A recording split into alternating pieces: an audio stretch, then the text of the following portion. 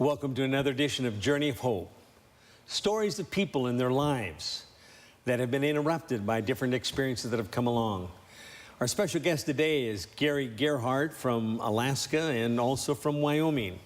Gary, we're glad to have you here on the set. We got people from around the world that are watching us. Yeah, we do that. And yes. I want to have the audience learn a little bit about you and your background. So, where are you from?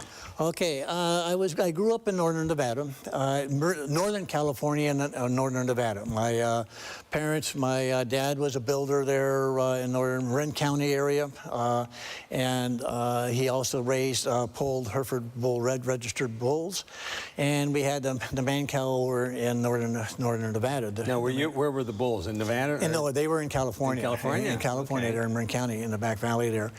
And so I grew up around livestock in that ranching environment there, through there, and really enjoyed that. You know, that's when 101 was still had street lights all the way up through Santa Rosa. We're talking about a few years ago. Yeah, there was only one tunnel coming across the Golden Gate Bridge, really? And Sausalito was a very small little fishing village, and that's what the extent of that was.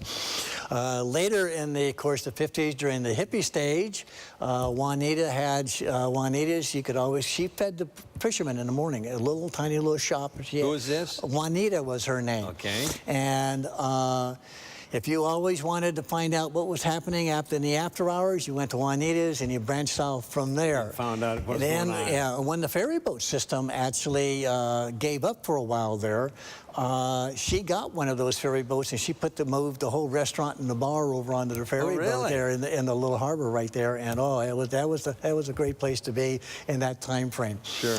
So I grew up, you know, in the outdoors and whatever there. Ended up graduating from Santa Fe High School there, and then went on to University of Nevada, Reno, where I got my degree there, and then joined the service. What did you get a degree in? I got history and cultural anthropology. Okay. You know, what makes a society. Right. That there, and branched off into, then later on I branched into and got into wildlife management. Okay. And stuff. So, but then I joined the service shortly right thereafter, after you graduated? right about in '62, and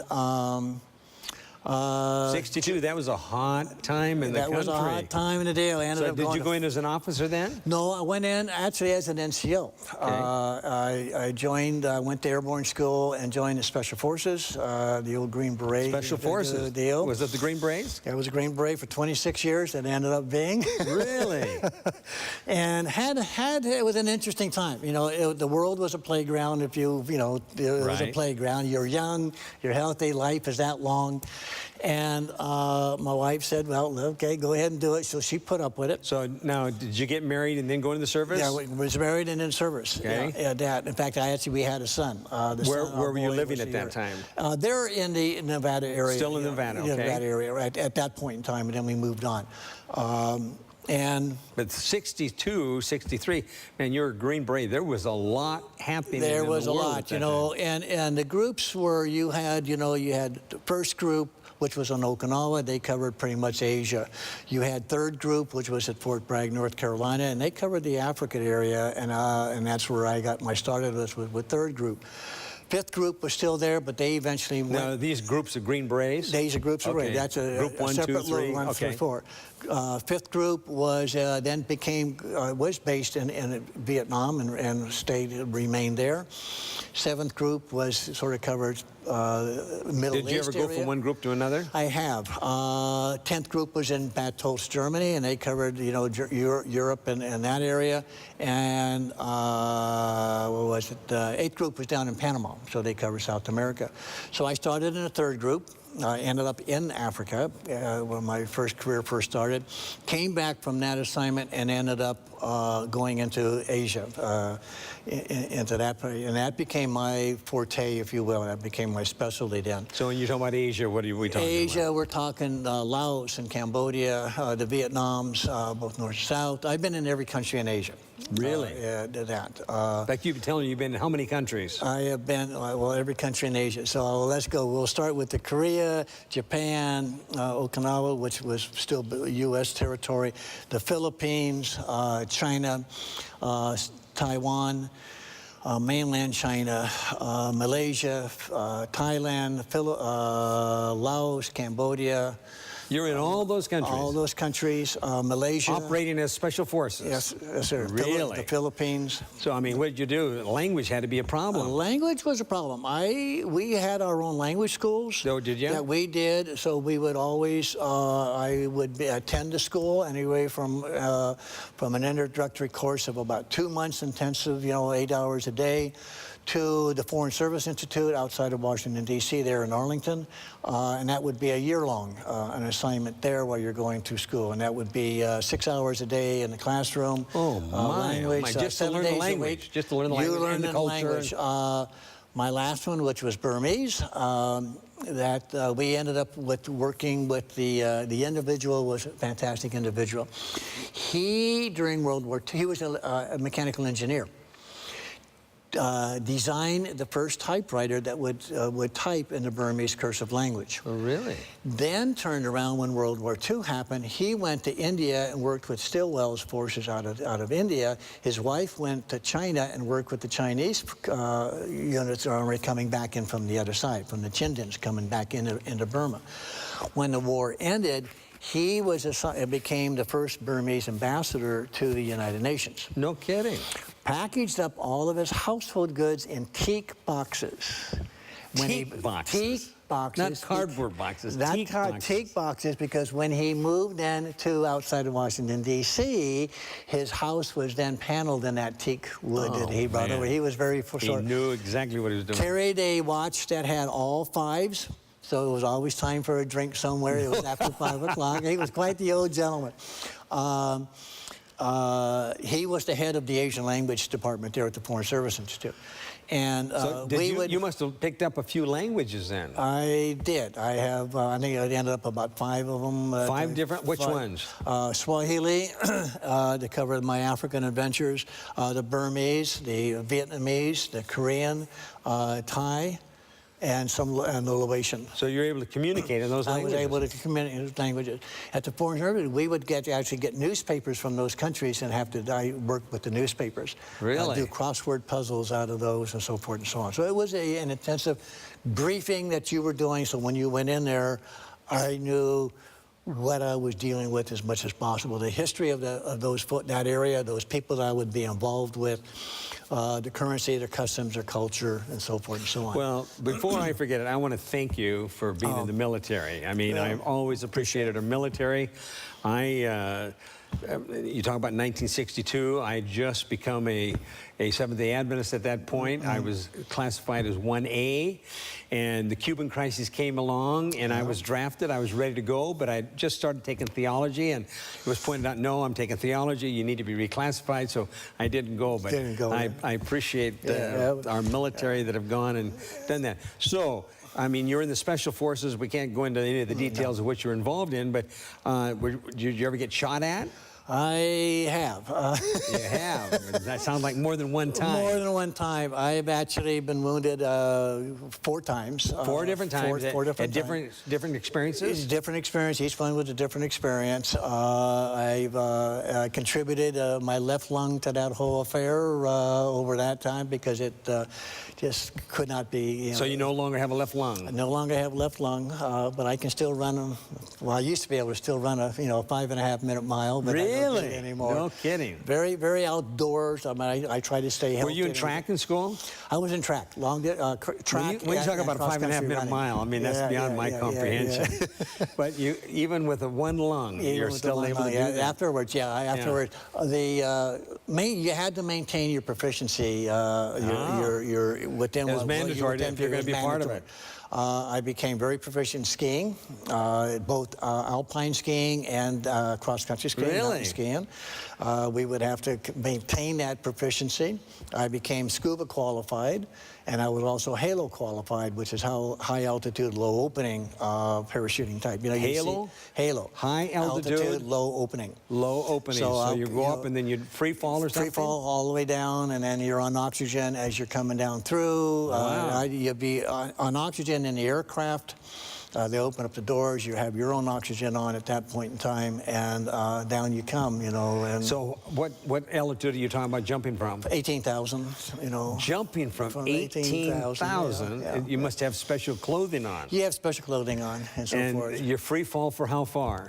You'd fall until you're down about the 1,500, 1,200 foot level, Oh, and then you pop man. and come on in and slide Free on in. falling that far? If you wanted to, if you were tracking there, you would track to get to where you were wanting to get into, you know, whatever it may be, and there you might open up sooner than that. You might open up at 2,000 foot, and that way you can guide yourself beyond using your parachute to come on in and do that. Just So, depending on the circumstances. just on there. the circumstances, what was going on. And my team that I had, I worked with, I had a Chinese team that I had recruited out of Taiwan, and they were similar qualified.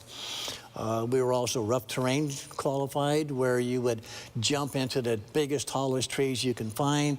You had a 120-foot rope tied into your You side. deliberately jump into the trees. Into the trees, get yourself secured, drop your rucksack down off of that 120-foot rope, rappel down off of that, pick your stuff up, and go do your thing. No kidding. And be gone. So it was an interesting thing. It was, you know, I'd do it again if they'd let me, but beyond that point, unfortunately. Well, and you were married almost all this time. Yeah, all the time. My wife became very, very self-sufficient. She definitely raised our children. We ended up with 5. You had 5 kids. 2 boys on the ends and the 3 girls in the middle, and the boys didn't stand a chance when those girls got older. The girls were they dominated. Well, But you must have a strong wife. You got a strong wife. Yeah. You've been married for how many years? 52 now, I think. 52. 52 as of this last Congratulations. month. So we just celebrated our 52nd. Yeah. So, your wife's men, did you live in different places? We did. We lived in North Carolina. We lived the family was on Okinawa, where I was gone. They spent a lot of their time there while I would be gone and come back to that location. Then we ended up moving to Nevada. I had an assignment there, going back to the University of Nevada, Reno, as an instructor. And this is why you're still in the Special Forces? I was still in the Special Forces. It was one of the assignments. One of the assignments. And so I was there for 4 years, and the family stayed there. I went again. I became another geographical bachelor once again. And so she maintained all of that, was very, very self-sufficient for it. There was a time there when I was coming and going, that the other wives, the folks that I was working with, said, look, stop this. Every time you come home, it's like Santa Claus is coming back. Then the kids get all in an uproar. You're with the checkbook out of whack. Yeah. Why don't you guys either just stay gone or stay home? One of the two. Oh, you know. man, I can only begin to try to imagine. You know, and that was that. So we stayed gone more. Yeah. We found it was. So now, if I remember right, one of your children had some kind of a medical problem. She does. She, at a young age, she unfortunately had spinal meningitis, had gone into a coma with that, and that impacted her. This was at a young age? At a young age. She was probably in the 3rd grade at the time. No, before that. Before she went into school, because we kept her back in the 1st grade. She repeated the 1st grade. That's when we first discovered that it had impacted her learning capability to a somewhat a degree. Then since then, she has, she's 49 now. She does live with us permanently because she has developed she has lost all of her immune system. So he has absolutely no immune system whatsoever. So she gets anything and everything that comes along. She goes out into the public. If she was to go to work, and she worked for Alaska Airlines, was very well thought of, but she got around all, of course, the impact of people coming and going, and that just, she was constantly sick. She couldn't do that, to the point to where she was constantly coming down with pneumonia and coming back with that. Then she's also has developed sarcoidosis, which is a disease that starts in your organs and goes throughout. So it's in her bones, it's in all of her internal organs. Is she in pain? Yeah, she can be in pain at times. It's in her brain cells now, and stuff. So that's difficult because I you can know, imagine. I mean, and she's been that way since almost from the very early childhood. Early, she's always had different events in there. So we were able to go with that. She's a great assistant to my wife at home. I have learned to live with 2 adult ladies in the house, both trying to give me orders. Well, now, but you've been taking orders all your life. But you also told me your wife's got some physical challenges. She had an acoustical aroma. And at the time, this was about, it was in the year 2000, I guess it was. About that time frame, 89. No, it was before that, because in 89, I retired in 88. So by 1986, about 1986, she was developing these headaches. Had a ringing in her brain, and it got real loud, and constant noise in her brain, or in her ears, or in her head, and was getting terrific headaches. Well, they discovered finally that she had an acoustical neuroma. She had the surgery done, then operated. We did not, unfortunately, at that time, did not know about Loma and Linda. Because we do treat that. And so she had surgery there at Stanford Hospital. Good place. Great doctors on it. But as a consequence of that, she lost her hearing on her right side, and she lost that balance nerve on her right side. So she was also a very physical, active person, loved the outdoors, loves to fish, loved to hunt. She's taken her moose and her caribou and the other big critters. And, but because of that lack of that balance nerve, her mobility is not that great anymore, so she has to slow down, but although she still continues with it. Remarkable woman, then. She is an actress. She loves the deep sea fish, and she loves to fly fish. She snookers me on that. Her biggest rainbow to date on a fly rod is 33 inches long by 17 inches in girth. It looks like a silver salmon. No kidding. Yeah. Oh, man, and we play catch and release, but I have the plastic Well, now, for our listening audience, where do you spend most of your time? Probably the majority of it in Alaska, but I spend 3 months out of the year in Wyoming and in the Jackson area. And down a little south of Jackson? Yeah, a little south of Jackson. And when you talk about Alaska, you're talking about the Matanuska Valley? The Matanuska Valley, but in Palmer, the farming ranching community This of Palmer. is west of Anchorage? North of Anchorage, about 40 miles, 45 miles north of Anchorage, right on the Matanuska River. And how long have you been up there? Since 1981. Okay, it was when we first went there. In 1964, my wife and I went to Palmer. That's where I began my ministry there in Palmer, but it's changed radically. Tremendously. I think we have now about 3,200 people in that town. Oh, well, we still have unpaved streets, so we're still good. And near Wasilla, and that whole area. Wasilla and up the other end, So it's an interesting area, it's that. And what brought me down here was the fact about 2 years ago, while in Wyoming, I was concluding my business down there. I started having a little bit of difficulty, a little pain with irritation with urinating. And it was not coming, the flow would stop and go a little bit. I could still get past my boots, but, I still had to work with that. So when I got home, I went to my doctor and I said, hey, here's this deal. We did a PSA test, and boy, it was way up high, much higher than, because I've been following this along the line. And way high, and he did the digital examination, and I said, ouch, boy, that really got our attention. So he said, well, you definitely have an infection. We'll start you on antibiotics and let's get this thing under control with that. So we did that. I went to recommended a good urologist up there, went to see him, and he said, okay, same thing, we'll stay with this treatment and then see how this goes, the antibiotics and go. That would have been the first part of September.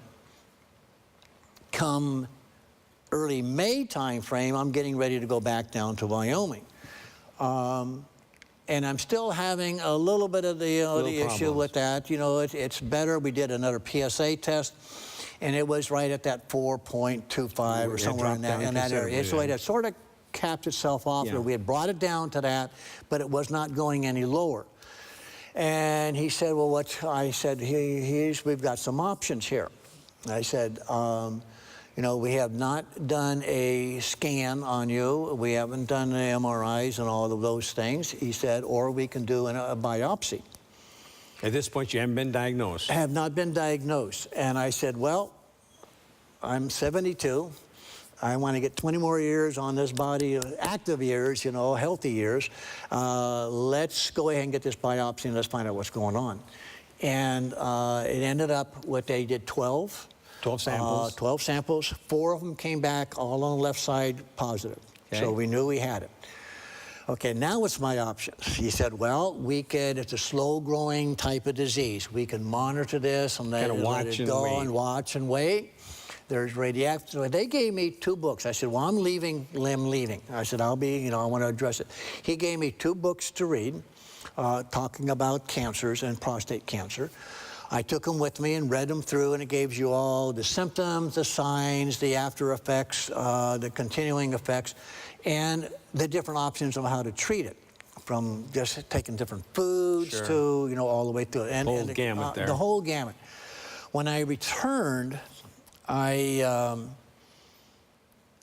said, well, let's go with, I guess my option is, because he said, the way they was explained to me, the radiation is, once you do radiation, you can't go back in if they miss something. Difficult to do surgery. It's more difficult to surgeries and stuff like that. I said, okay, well, then let's just go ahead and get the surgery done. And I elected to have the robotic surgery done. Which is a very viable means. Viable means. He did caution me. He would make every effort, him and his partner would make every effort to protect everything that was going to be in. When you protect, you're talking about protecting the nerves. Yeah. The nerves, that there was a possibility that I might have to wear a diaper for a bit or for continuously.